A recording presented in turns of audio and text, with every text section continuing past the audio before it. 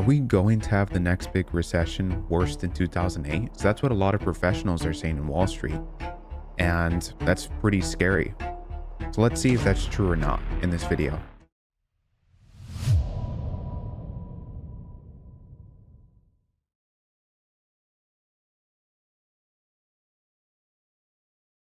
All right, so what I want to do first is really boil this down to the core, because there's going to be like so many things that we're going to talk about, but I want us to focus first on the main key things that are relevantly important in what can move the market. And one of the biggest elephants in here, and it's been an elephant for many years, is the fact of the debt ceiling and the national budget deficit.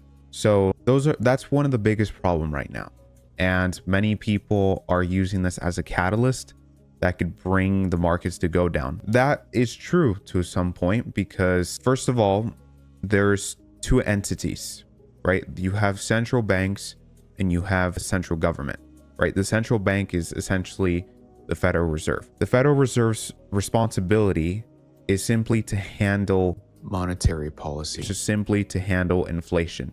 And they're the ones that give out interest rates. The central bank is just solely responsible on how money flows in the country, while the central government doesn't do that. The central government is just solely responsible for collecting taxes and spending what they collect, right? So the whole deal with a lot of this is that it's now been a decade that the US has not been able to earn as much compared to what they spent, meaning they're not able to collect as much as taxes compared to what they do benefit people who are maybe not employed. That became a bigger issue for the past 4 years because of COVID. The biggest problem that happened since COVID was that there was an enormous wealth gap. A lot of the people who did not have money were not earning as much, and they were not earning as much as they used to. And a lot of that money was being transferred to a lot of people who were earning a lot of money. So basically, in another sense, when COVID hits, inflation rose up, and that raises people's asset prices. So if you're wealthy and you're financially independent from that sense, you're benefiting based upon inflation because prices of your assets go up, meaning the consumers have to pay more.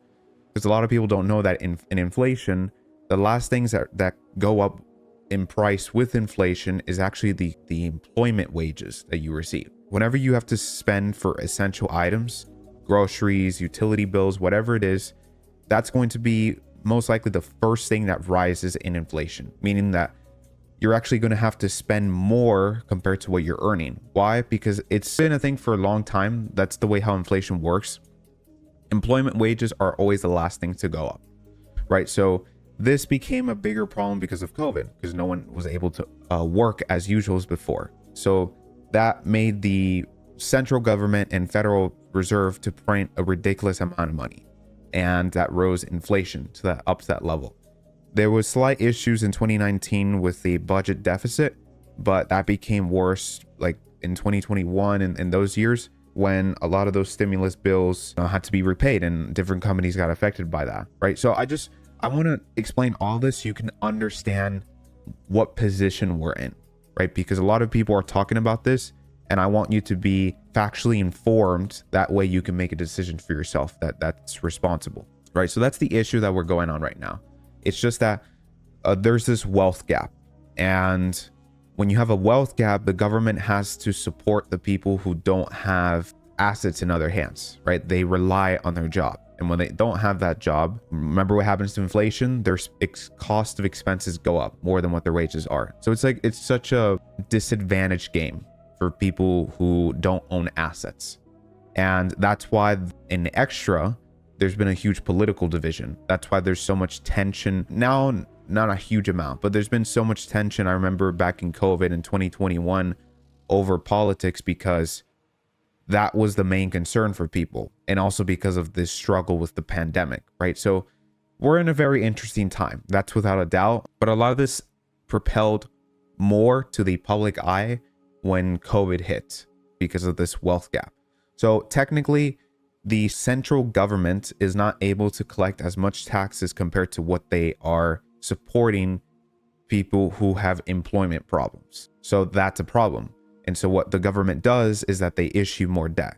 The way how they do that, so you guys can understand this, is that the central government simply asks the central banks to buy their bonds. That way, the Federal Reserve is able to control the money supply by financing the central government, right? So when you buy bonds, you're financing the government. When you buy more bonds, you're financing more the government. And in return for financing the government pays you an interest rate. What's been happening now, and I explained this in my previous video about the conflict with Israel, because I explained about the yield curve, is that the 3-month treasury yield is actually higher right now compared to the 10-year treasury yield.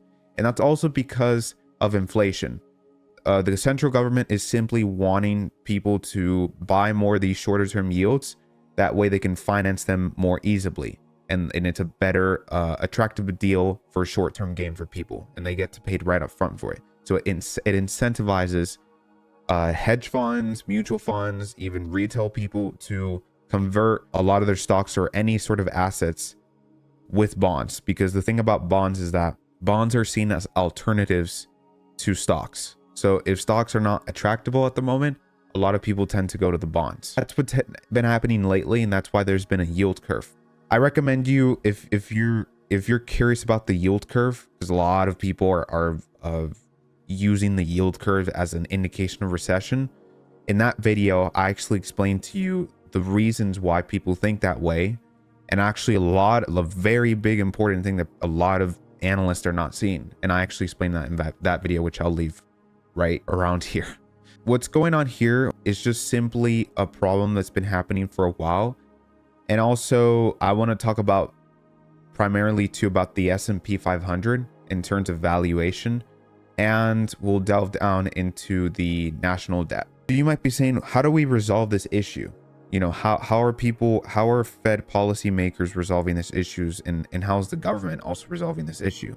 That's one of the biggest problems that we have right now. Unfortunately, for a while, a lot of people have been reluctant to solve this issue in a aggressive way, because the thing is that when you have a budget deficit and the debt is increasing, you have to use sort of blunt measures in order to reduce that amount of debt, right? And that could be debt restructuring. Debt restructuring is basically the government making an agreement with creditors to allow their borrowers to either pay a lower interest rate, or to basically cut a bit of the loan that they had to owe from the creditor. That's called a debt restructuring. A lot of Fed policymakers, and including politicians, have paved a way out of that. So instead, Biden, like the president and other people, they decided to make new programs. And that's not like the most productive thing, because you're not exactly resolving the problem by making new programs. When you make new programs, you're just basically trying to mitigate the risk by improving another area, even though that's something that you've done before and it hasn't worked. So the reality of the situation is that people are just afraid to deal with the problem because it's a sucky problem. You know, it's a sour issue. When you do debt restructuring, you know, people are going to borrow less, people are going to make less, people are going to be less productive in the short term because they're less incentivized. You know, this is like a painful process, but it's necessary. And that's what's been delaying a lot of different people to deal with this problem single-handedly. Is this a concern as a recession? Not necessarily. The reason why is because there's two standpoints. I've been studying for the market for, I haven't lived for hundreds of years, but I've been in the stock market right now for about 6 years. And over my 6 years, I've dedicated studying the stock market, including the economy, for hundreds of years. And I've also studied currencies specifically since the 1600s and the way how they play. Based upon what I know, every single time the market has been in a bear market, because that's kind of what people think when they think of a recession, they think about a bear market. So let's talk about it in that sense. Every single time the market reacts based upon an actual recession is actually when the recession has happened already, right? So what that basically means is that if the economy is going through a recession right now, every single time if you look at the market, every single time there was a recession in the economy, almost every single time, the market was likely going up, or it wasn't going down as people were expecting it to. Why? Because the market is not the economy. The stock market simply anticipates the economy. When there's leading measures of a recession to happen, stocks have already factored that selling previously. And so stocks are sold, and sometimes they get oversold. And when something's oversold to the complete, there's not much people who own the shares. When people don't have much of the shares, and the people who do have the shares, but they haven't sold yet, you know by common sense that those people are not bearish. They're just maybe in between, or they're bullish. So what's going to happen? They're going to buy. And that's what happens a lot of the times. And so oftenly when there's an economic recession, stocks by probability and just based on history, they've always been going up. And it makes sense because the market is comprised by two things. It's comprised by emotional patterns. I know that it's comprised by macro and fundamental, but if we go down into it, one of the key behaviors of what you see in the charts is just simply emotional behavior of people. And you see machines, because 80% of what makes the market is algorithmic machines. They're just simply machines that are dedicated to buying and selling, and they liquidate the market. In terms, those are market makers. When the economy is in a recession, stocks will likely go up, or they will probably stay still, or they might go down. But just because there's an economic recession, stocks will go against that. And same is said that if the economy is good, right, quote unquote good, that doesn't mean that stocks are going to go up. That also means that stocks can go down. You see what I mean? So this is why, because I think this is important. A lot of people, they read a lot of the media, like news and analysts, but they don't understand that the stock market is just not the economy. So even though that we do have a debt ceiling crisis and we have a budget deficit, does not mean that the stock market is going to go down in the next month or the next year, because remember that all this stuff is factored in. Of course, the stock market can go down maybe in a few years in the road if this situation gets worse, right?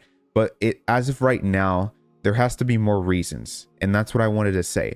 Over my research, the 90% of the reasons of what caused a recession was mostly because of multiple reasons. It's never because of one reason. Just because there's a debt ceiling crisis does not mean that there's going to be a recession. There has to be different reasons, because majority of all the times when there was macro problems or fundamental problems, if there was just one single problem, 90% of the times the market was just going up and it didn't go down. But when there was like 5 problems at once, that 2 problems before became worse, and that made 2 other problems, and now you have 1 other problem as well, you now have 5 problems at the same time. And when you have this sort of pattern, that's what usually drives the market to go down. Now, is that a guarantee? No, it's just simply by probabilities. So that's what's been going on right now. And that's the standpoint of what I want to tell you, that this is an issue, of course, but just because there's an issue doesn't mean that it's going to happen for sure. Because this is an issue, but like, this doesn't mean that no one's working on this problem right now, right? Just because a lot of people are panicking for recession does not mean that there's going to be key lines right now for people to place a work that can mitigate the probabilities to get a recession, right? And that could be working aggressively maybe in the next few weeks if some person decided to really work aggressively towards the U.S. budget deficit and they started to work more with inflation, right? Now, that could temporarily make stocks to go down, right? Anything can happen. But the key point that I want to tell you here is simply that the economy is just not the market. And it's important what sort of way you're investing.